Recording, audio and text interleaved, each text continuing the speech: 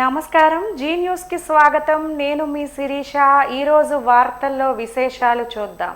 దేశ సమగ్రత సమైక్యత కాపాడే ఉద్దేశ్యంతో ఏర్పాటు చేసిన నేషనల్ క్యాడెట్ కార్ప్స్ బలీయమైన శక్తిగా మారుతుంది.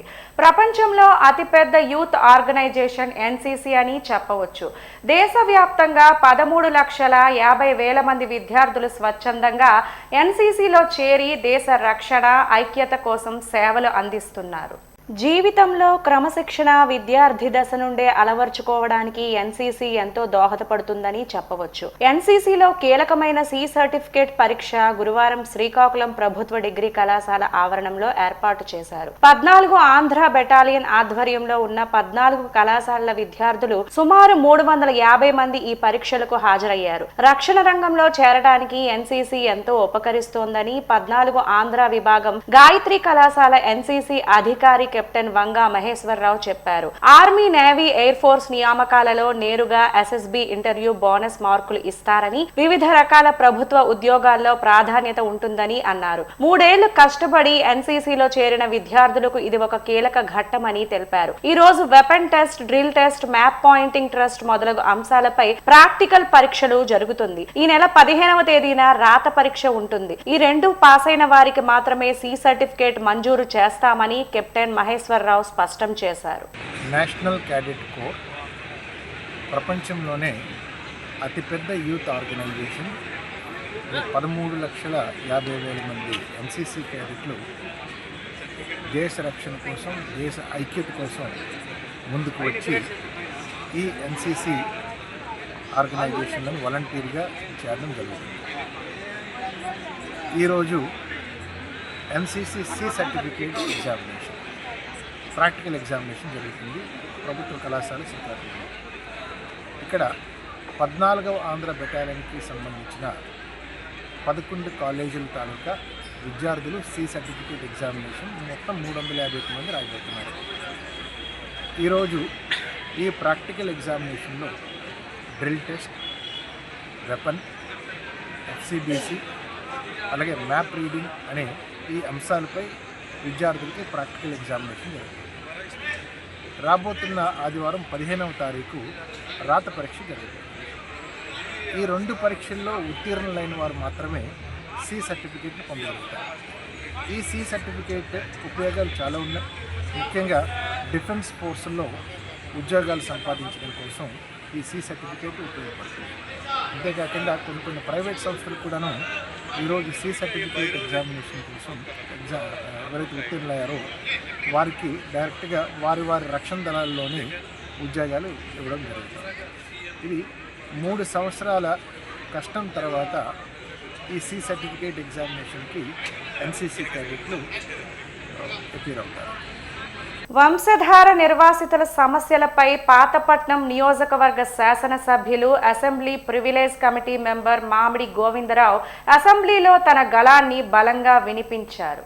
అసెంబ్లీ బడ్జెట్ సమావేశంలో భాగంగా నేడు పాతపట్నం నియోజకవర్గంలో వంశధార నదిపై కట్టిన వంశధార ప్రాజెక్టుకు భూములు ఇచ్చిన త్యాగపరులు వంశధార నిర్వాసిత రైతులని అసెంబ్లీలో కొనియాడారు. అలాగే వంశధార ప్రాజెక్టు పనులు 99% పూర్తయినప్పటికీ నేటికి సక్రమంగా ప్యాకేజ్ గాని, పునరావాస కాలనీలో ఇళ్ల స్థలాల కేటాయింపులు గాని జరగలేదని తెలిపారు. తక్షణమే తమ ప్రభుత్వం చర్యలు చేపట్టాలని విన్నవించారు. అలాగే గతంలో ప్రాజెక్ట్ నిర్మాణంలో సమస్యలపై పోరాడిన రైతులపై అప్పట్లో కేసులు పెట్టడం జరిగిందని, నేడు కేసులతో రైతులు ఇబ్బంది పడుతున్న విషయం ప్రభుత్వం గుర్తించి తక్షణమే నిర్వాసిత రైతులపై ఉన్న కేసులను ఉపసంహరించుకోవాలని కోరారు. అదేవిధంగా గత వైసీపీ సైకో ప్రభుత్వం 2013 భూసేకరణ చట్టం అంటూ నిర్వాసితులను మోసం చేసి అధికారం చేపట్టి అదనపు పరిహారం పేరిట వైసీపీ నాయకులకు దోచిపెట్టడం జరిగిందని, దీనిపై విచారణ జరిపి అర్హులైన ప్రతి ఒక్క రైతుకు కూడా అదనపు పరిహారం కింద ₹1,00,000 చెల్లించాలని తెలిపారు. వంశధార ప్రాజెక్ట్ నిర్మాణానికి భూములిచ్చిన రైతులు నేడు దుర్భర జీవితాలను గడుపుతున్నారని,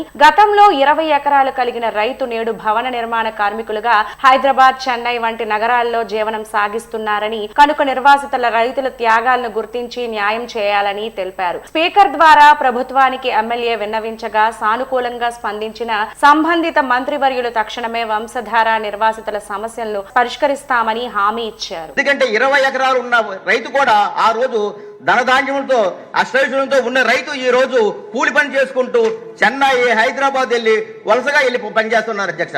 వాళ్ళకి పిల్లలేమో ఎక్కడికో వెళ్ళి పని చేసుకోవాలంటే వాళ్ళకి కేసులు ఇబ్బందిగా ఉంది అధ్యక్ష. దయచేసి ఈ కేసుల్ని ఎత్తివేయవలసిందిగా ప్రభుత్వాన్ని కోరుతున్నాను అధ్యక్ష. రెండోది అధ్యక్ష, ఇంకో విషయం ఉంది అధ్యక్ష. అప్పట్లో ఎవరైతే ఇల్లు కోల్పోయారో ప్రతి ఒక్కరు కూడా 5 సెంట్లు ఇల్లు స్థలాలు ఇచ్చాము అధ్యక్ష. వేలాది మందికి ఇచ్చాము అధ్యక్ష. ఒక 100 కుటుంబాలకు మాత్రం 2 సెంట్లు లెక్క ఇచ్చాము అధ్యక్ష. అది కూడా పరిణామం తీసుకున్న వాళ్ళు కూడా 3 సెంట్లు ఎక్స్ట్రాగా ఇల్లు స్థలాలు ఇవ్వాల్సిందిగా కోరుతున్నాను అధ్యక్ష. మూడోది అధ్యక్ష, అందరికి వేలాది కుటుంబాలకి ఇల్లు స్థలాలు కాంపన్సేషన్ ఇచ్చాము అధ్యక్ష. కానీ ఒక 4 ఇళ్లకు మాత్రం అప్పుడులో కాంపన్సేషన్ ఇవ్వలేదు అధ్యక్ష. దానికి గల కారణం వాళ్ళకి ఆ డబ్బులు చాలవని రిజెక్ట్ చేయడం అధ్యక్ష. కానీ ఇప్పటికి ప్రాజెక్ట్ రెడీ అయిపోయింది, ప్రజలకు అంకితం చేస్తున్నాం. ఆ 4 ఇల్లు కూడా ఇల్లు కాంపన్సేషన్ ఇచ్చిస్తే అక్కడ సమస్య సాల్వ్ అవుతుంది అధ్యక్ష. లాస్ట్ అధ్యక్ష, గత ప్రభుత్వం సైకో ప్రభుత్వం మీ అందరికీ తెలుసు. ఆ ప్రభుత్వంలో అనారోగ్య కారణాల వల్ల 2013 చట్టం అమలు చేస్తామని చెప్పి ప్రజల మభ్య పెట్టి ఆ ప్రభుత్వం అధికారంలో రావడం జరిగింది అధ్యక్ష. కానీ వాళ్ళేమో వాళ్ళ ఆ డబ్బులు 2013 చట్టం అమలు చేయకుండా ఒక చిన్న మాయ మాటలు చెప్పి ఒకే ఒక విషయం అధ్యక్ష, అదనపు నష్టపరిహారం అని చెప్పేసి ఎవరైతే ఇల్లు కోల్పోయిన వాళ్ళు ఉన్నారో, ఎవరైతే భూములు కోల్పోయిన వాళ్ళు ఉన్నారో 1,00,000 రూపాయలు లెక్క ఇస్తామని చెప్పి వాళ్ళ మనుషులకు మాత్రం ఇచ్చి, ఎవరైతే వాళ్ళకు సానుభూతి పనులకే ఇచ్చేసి తెలుగుదేశం ప్రభుత్వానికి ఎవరైనా ఉన్నారో, మన పార్టీకి ఎవరైతే సానుభూతి పనులు ఉన్నారో వాళ్ళకి ఇవ్వకుండా అన్యాయం చేశారు అధ్యక్ష. ఒక 30% పెండింగ్ ఉంది అధ్యక్ష. దయచేసి ఆ 1,00,000 రూపాయలు నష్టపరిహారం కూడా అందరికీ ఇవ్వాల్సిందిగా కోరుతున్నాను అధ్యక్ష. తమ ద్వారా ఈ 4 సమస్యలు కూడా పరిష్కారం చేస్తారని ప్రభుత్వానికి విన్నవించుకుంటున్నాను అధ్యక్ష. ధన్యవాదాలు అధ్యక్ష. కేంద్ర ప్రభుత్వం కార్మిక వ్యతిరేక 4 లేబర్ కోడ్లు వెంటనే రద్దు చేయాలని, లేకపోతే ఐక్య పోరాటాలు ఉధృతం చేస్తామని కేంద్ర కార్మిక, ఉద్యోగ, రైతు, ప్రజా సంఘాల నాయకులు హెచ్చరించారు. గురువారం కార్మిక వ్యతిరేక 4 లేబర్ కోడ్లు రద్దు చేయాలని, కనీస వేతనం 26,000 ఇవ్వాలని కోరుతూ ఫిబ్రవరి 12న దేశవ్యాప్త సార్వత్రిక సమ్మె సందర్భంగా శ్రీకాకుళం డైమండ్ పార్క్ నుండి 7 రోడ్ల జంక్షన్ వరకు డప్పులు, వాయిద్యాలతో, ఎర్ర జెండాల చేత భూమి కేంద్ర ప్రభుత్వానికి వ్యతిరేకంగా పెద్ద ఎత్తున నినాదాలు చేస్తూ భారీ ప్రదర్శన నిర్వహించారు. కార్మికుల సమ్మెకు మద్దతుగా వామపక్షాలు, కాంగ్రెస్ పార్టీ నుండి హాజరై పోరాటానికి మద్దతు తెలియజేశారు. ప్రదర్శన అనంతరం 7 రోడ్ల జంక్షన్ వద్ద నిర్వహించిన సభలో వక్తలు మాట్లాడుతూ కేంద్ర బీజేపీ ప్రభుత్వం దశాబ్దాల పాటు కార్మిక వర్గం అశేష త్యాగాలతో పోరాడి సాధించుకున్న కార్మిక హక్కులు కాలరాస్తూ 29 కార్మిక చట్టాలు రద్దు చేసి 4 లేబర్ కోడ్లుగా తేవడం దుర్మార్గమని విమర్శించారు. లీవులు, పని గంటలు, ఓవర్ టైం, వారాంతపు సెలవులు, జాతీయ పండుగ సెలవులు, పని ప్రదేశంలో భద్రత, ఆరోగ్య సౌకర్యాలు అమలు కాకుండా తాము అనుకున్నంత కాలం కేంద్ర రాష్ట్ర ప్రభుత్వాలు నిలిపివేసే అధికారం ఇచ్చిన లేబర్ కోడ్స్ రద్దు కోరుతూ కేంద్ర కార్మిక సంఘాలు ఫిబ్రవరి 12న సమ్మెకు పిలుపునిచ్చాయని తెలిపారు. ఈ రోజు సమ్మెలో పారిశ్రామిక ప్రాంతంతో పాటు జిల్లా వ్యాప్తంగా ఉద్యోగుల, కార్మికుల సమ్మెలో పాల్గొని కేంద్ర ప్రభుత్వానికి తమ సత్తా చాటారని అభినందించారు. కార్పొరేట్ల ప్రయోజనాల కొరకు మోడీ ప్రభుత్వం లేబర్ కోడ్లు అమల్లోకి తెచ్చిందని, కార్మిక వర్గాన్ని మరింత దోచుకోవడానికి ఇప్పుడున్న కార్మిక చట్టాలు అడ్డుగా ఉన్నాయనేది వారి విధానమని అన్నారు. కార్మిక వర్గానికి ఇప్పుడున్న హక్కులను కూడా తొలగించడమే లేబర్ కోడ్ల సారాంశమని అన్నారు. కార్మిక వర్గాన్ని మరింత శ్రమ దోపిడీ చేసి ఆధునిక బానిసలుగా మార్చడానికి లేబర్ కోడ్లు తెచ్చారని తెలిపారు. కార్మిక చట్టాలు ఇప్పటికే అమలు కావడం లేదని, కనీస వేతనాలను రాష్ట్ర ప్రభుత్వం 2007 నుండి పెంచలేదని, ఈలోగా పుండు మీద కారం చల్లినట్లు కేంద్ర ప్రభుత్వం కార్మిక వ్యతిరేక లేబర్ కోడ్లు తెచ్చిందని తెలిపారు. కార్మిక వర్గం సమ్మె చేసి కేంద్రంలో, రాష్ట్రంలో ఉండే పాలక వర్గాలకి చంపబెట్టి సమ్మె అని చెప్పి ఈ సందర్భంగా మేము చెప్పదలుచుకున్నాం. అంతేకాదు ఈరోజు స్కీమ్ వర్కర్ని కొట్టు బానిసలుగా చేస్తారు. వాళ్ళకి కనీస వేతనాలు ఇవ్వాలా, 26,000 ఉద్యోగులుగా గుర్తించాలా, పాత పెన్షన్ స్కీము ఉద్యోగులకు అమలు చేయాలా, కాంట్రాక్ట్ ఉద్యోగుల్ని రెగ్యులరైజ్ చేయాలన్నా, బీబీసీ చట్టాన్ని రద్దు చేయాలని, అలాగే లేబర్ కోడ్లు రద్దు చేయాలని ఇవాళ సమ్మె పోరాటం కొనసాగుతుంది. ఇప్పుడు కూడా ఉపసంహరించుకోకపోతే భవిష్యత్తులో పోరాటాన్ని తీవ్రతరం చేస్తాం అని హెచ్చరిక జారీ చేస్తాం. బీజేపీ తెచ్చిన ఈ దుర్మార్గ చట్టాలకి తెలుగుదేశం జనసేన సపోర్ట్ చేయడం అత్యంత దుర్మార్గమైన చర్య. దీన్ని ఖండిస్తూ పోరాటం ఉధృతం చేస్తామని హెచ్చరిస్తుంది. దీనికి ప్రధాన కారణం నరేంద్ర మోడీ గారు వచ్చి 12 సంవత్సరాల్లో దాదాపు కార్మికులందరికీ కూడా నష్టదాయకమైన చర్యలు చేపడుతున్నారు. అందులో ప్రధానమైంది 29 కార్మిక చట్టాలని 4 లేబర్ కోడ్గా మార్చి కార్మికులందరినీ పెనం మీద నుండి పొయ్యిలో తీసే విధంగా ఈరోజు చట్టాలు ఉన్నాయి. దాంతోపాటుగా తగుదనమ్మానిసి ఈరోజు రాష్ట్రంలో ఉన్నటువంటి చంద్రబాబు నాయుడు మహాకూటమి నేతలు కూడా 8 గంటల పనిదినాన్ని, ఎన్నో కార్మిక హక్కులు, ఎన్నో చట్టాలు, త్యాగాల వల్ల వచ్చినటువంటి కార్మిక హక్కుల్ని ఈరోజు 12 గంటలు, 10 గంటలు కూడా ఈరోజు ప్రారంభిస్తున్న పరిస్థితి ఉంది. ఇది చాలా దుర్మార్గమైంది. ఈ తాలూకు సమ్మెలో నరేంద్ర మోడీ వచ్చిన తర్వాత 12వ సమ్మె. రానున్న రోజుల్లో ఇంకా సమరశీల పోరాటాలు చేసి కార్మిక హక్కులు రక్షించుకుంటామని ఈ సందర్భంగా తెలియజేస్తున్నాం. జిల్లాలో సమ్మె సైరన్ ఉదయం 6 గంటలకే మోగించడం జరిగింది. ఈరోజు ప్రభుత్వాన్ని మేము ఒకటే ప్రశ్నిస్తున్నాం, కార్పొరేట్లకు అనుకూలంగా నువ్వు కార్మికుల తాలూకా ప్రాణ త్యాగాలతో సాధించినటువంటి కార్మిక చట్టాలని లేబర్ కోడ్ల పేరుతో కార్మికుల మెడకు ఉరితాలు తీస్తామని చెప్తే నీకు శంకరగిరి మాన్యాలు తప్పదని చెప్పి కేంద్ర ప్రభుత్వాన్ని హెచ్చరిస్తున్నాం.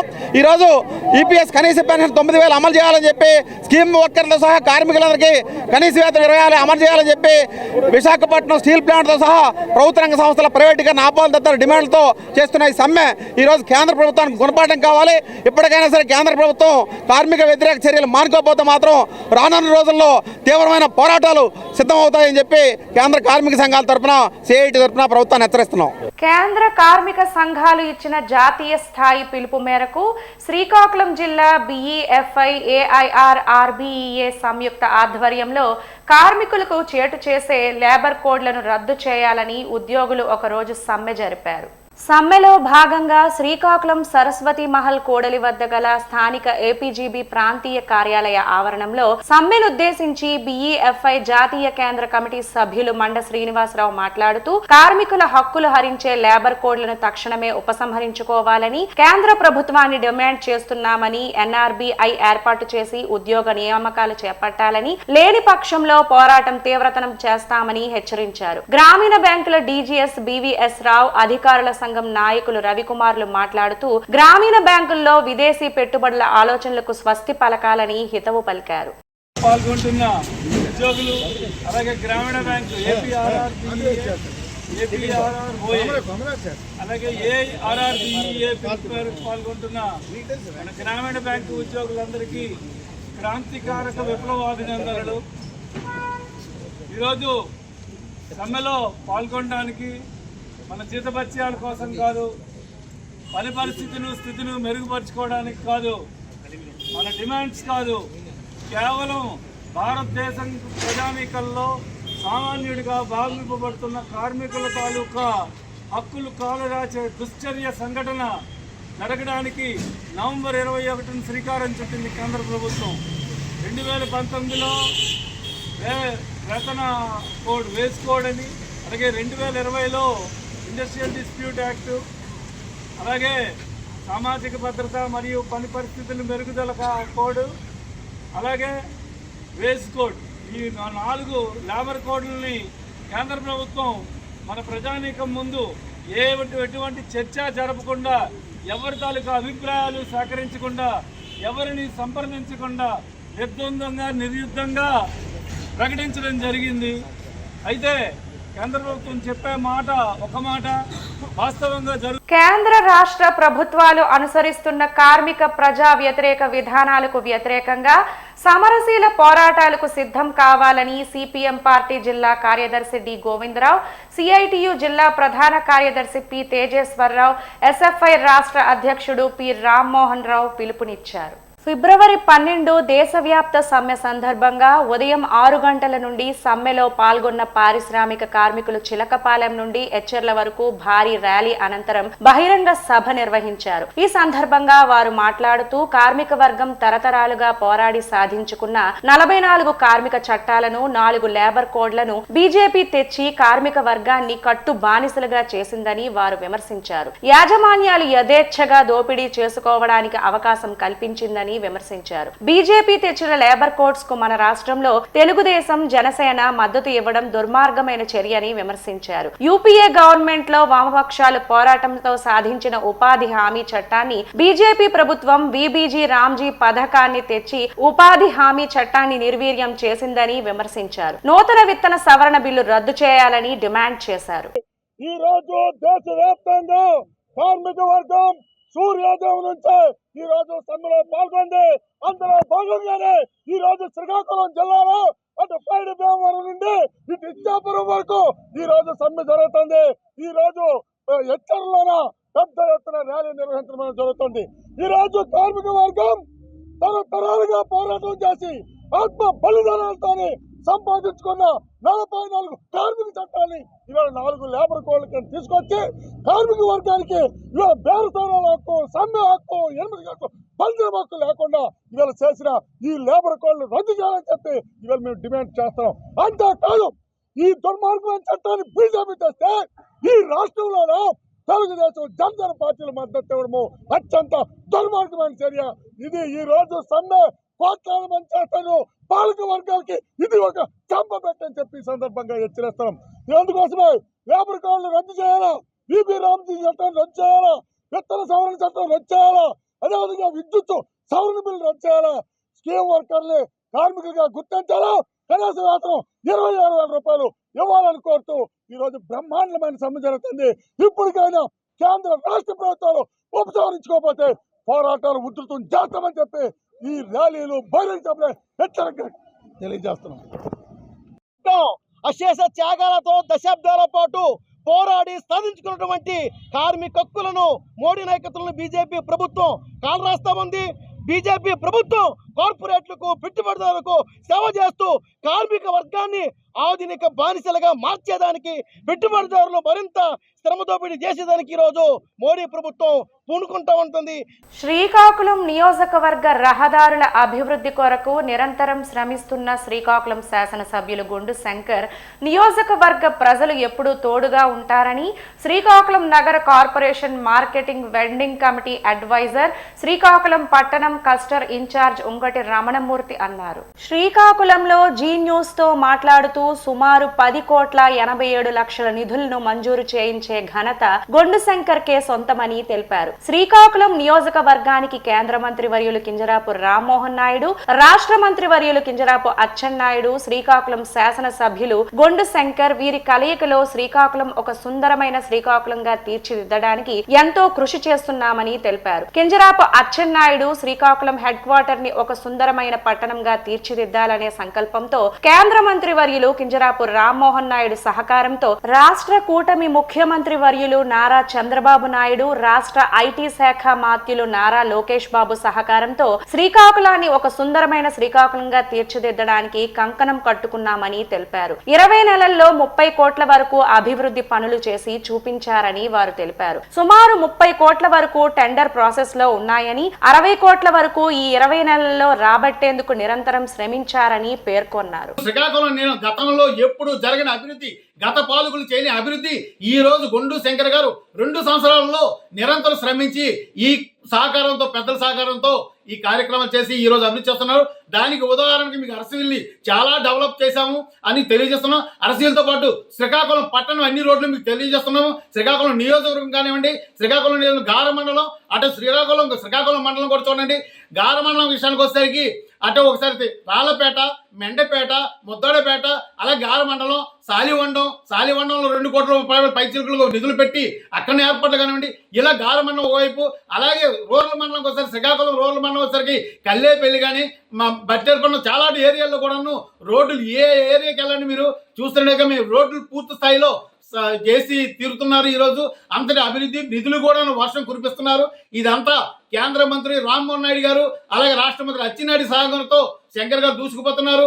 ఇదే కాకుండా ఏ ఒక్క నెలలోనే మాత్రమే, అంటే డిసెంబర్ ఎండింగ్ నుంచి ఇప్పటి వరకు సుమారు జిల్లా మొత్తం మా శాసనసభ్యులు అందరూ కలిసి సుమారు 20 కోట్ల వరకు నిధులు వెచ్చించి కార్యక్రమాలు చేపట్టడానికి కంకణం కట్టుకున్నారు. అందరూ ఎమ్మెల్యేలు నిరంతరం పనిచేస్తున్నారు శ్రీకాకుళం అభివృద్ధి కొరకు, నియోజకవర్గాల అభివృద్ధి కొరకు.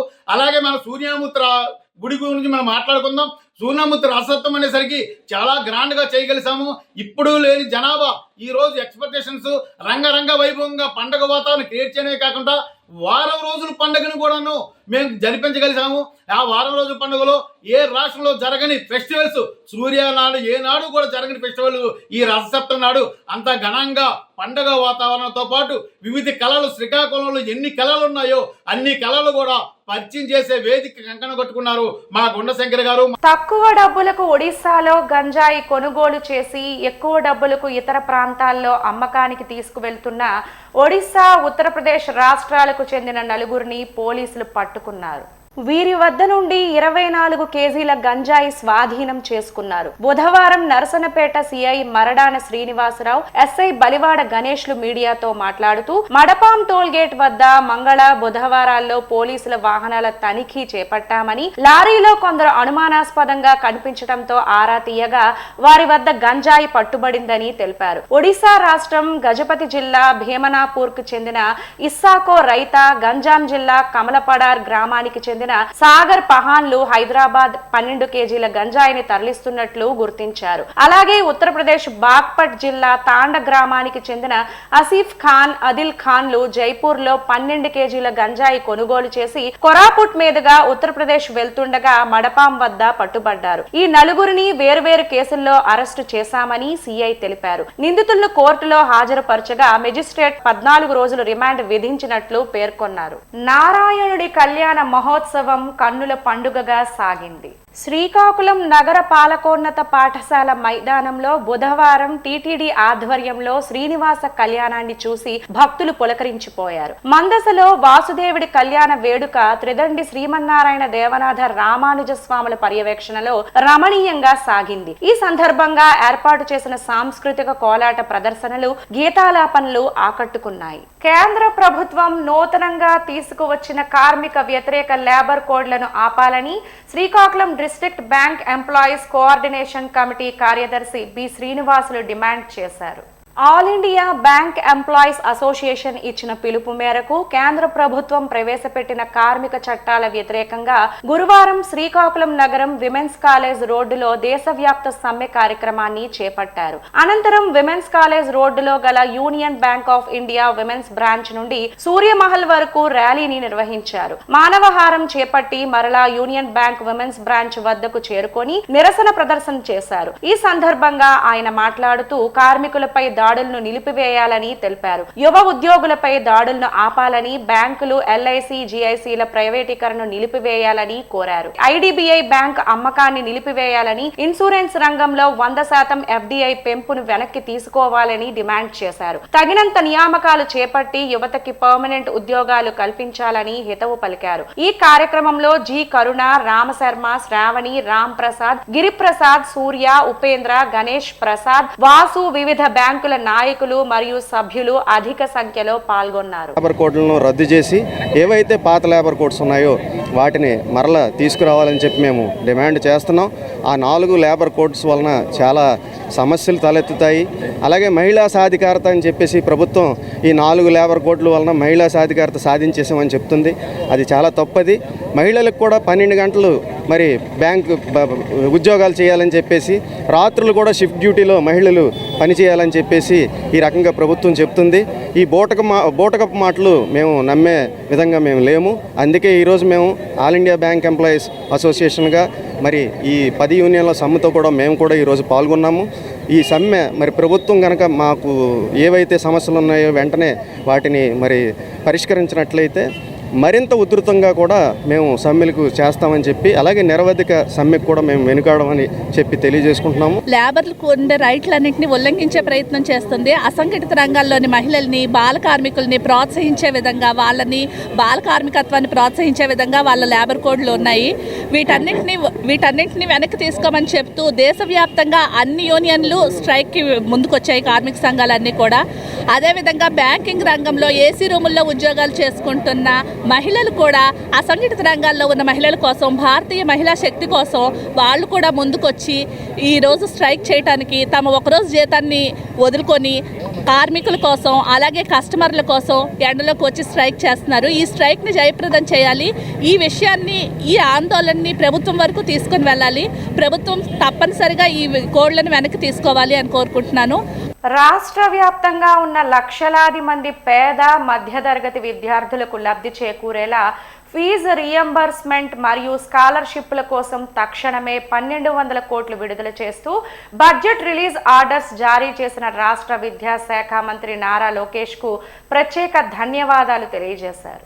ఆర్థిక ఇబ్బందుల వల్ల ఏ ఒక్క విద్యార్థి ఉన్నత చదువులకు తమ కలలకు దూరం కాకూడదన్నదే మన ప్రభుత్వ లక్ష్యమని తెలిపారు. గత కొంతకాలంగా ఫీజులు, ఉపకార వేతనాలు అందక ఇబ్బందులు పడుతున్న విద్యార్థులకు, వారి తల్లిదండ్రులకు ఈ రోజు విడుదలైన 1200 కోట్లు ఎంతో ఊరటనిస్తున్నాయని తెలిపారు. యువనేత నారా లోకేష్ విద్యార్థుల భవిష్యత్తుపై ఉన్న ప్రత్యేక శ్రద్ధతో వారు ఎదుర్కొంటున్న సమస్యలు గుర్తించి తక్షణమే ఈ నిధులు మంజూరు చేసేలా కృషి చేయడం ఆయన దార్శనిక నాయకత్వానికి నిదర్శనమని తెలిపారు. ముఖ్యమంత్రి నారా చంద్రబాబు నాయుడు మార్గదర్శకత్వంలో మంత్రి లోకేష్ చొరవతో మన ప్రభుత్వం విద్యా రంగానికి మరియు యువత సాధికారతకు అత్యధిక ప్రాధాన్యత ఇస్తుందని, రాష్ట్ర యువత ఉజ్వల భవిష్యత్తు కోసం ప్రభుత్వం ఎల్లప్పుడూ అండగా ఉంటుందని తెలిపారు. ఎలక్ట్రికల్ వర్కర్స్ పై పని భారం పెరిగిపోయి పని చేసేవారు తక్కువ అవటంతో పని ఒత్తిడి తగ్గించాలని, మ్యాన్ పవర్ ని పెంచాలని రాష్ట్ర ఎలక్ట్రికల్ డిపార్ట్మెంట్ యూనియన్ ప్రెసిడెంట్